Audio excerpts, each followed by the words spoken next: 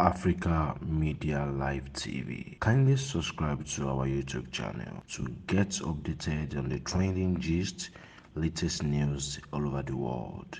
Like our page, subscribe, and share with friends. Thank you.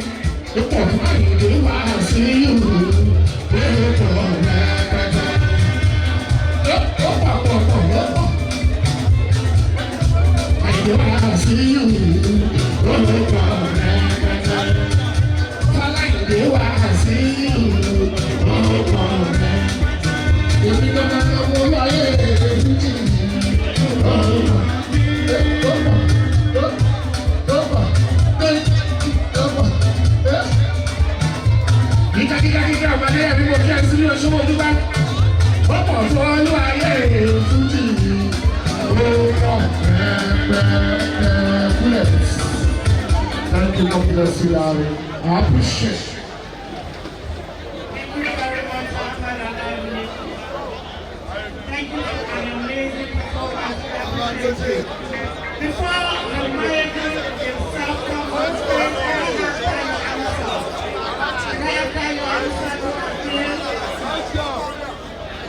ladies and gentlemen, welcome Conrad